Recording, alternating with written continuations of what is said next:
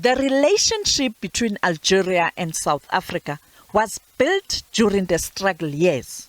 Former ANC President Nelson Mandela received his military training in Algeria, and he had a strong relationship with the former Algerian leader Ben Bella.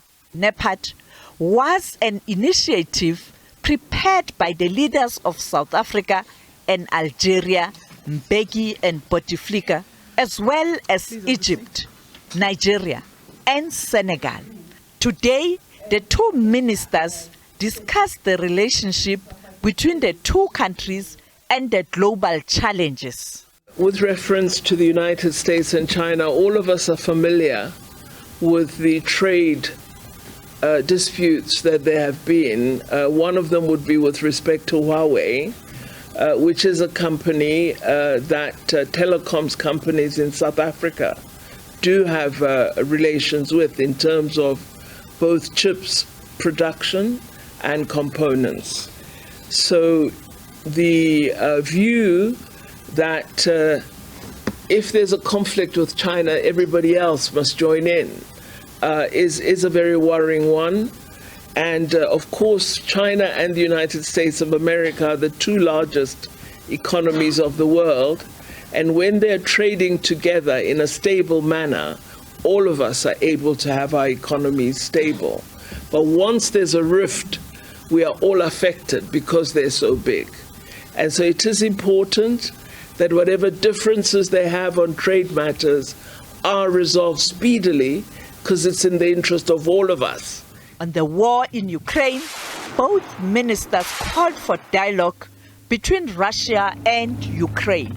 We are concerned at the impact of this war between Russia and Ukraine, and we would like to see it ended as speedily as possible, and that whatever outcome would be sustainable in that it would take account of the security concerns of both nations.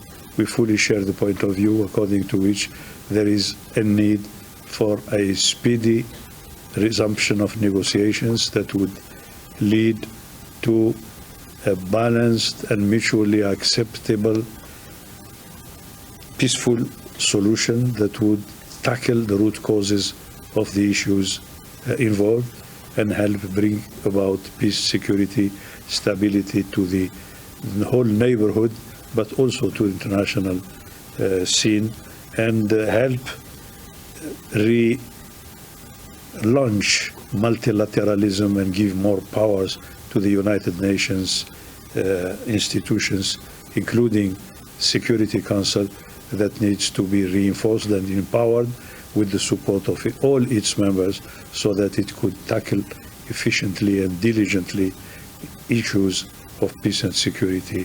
The other thorny issue is the decision by the AU Commission Chair Moussa Faki Mahamat to grant Israel observer status at the African Union. Minister Pandor says South Africa wants this decision to be reversed. We are very, very firm in our view that the African Union Charter does not make provision for a country that is in conflict with another country and occupying its territory, for it to have status in the African Union offends the very essence of the African Union Charter, which is anti-colonial and anti-imperialism.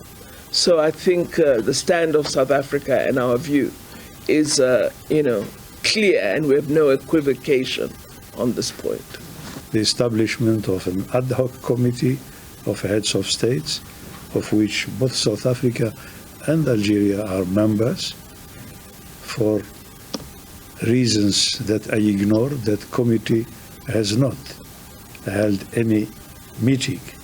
So therefore, there cannot be any evolution in the position of the AU Commission without the benefit of a final decision, if any, to be made collectively by the summit of the African Union.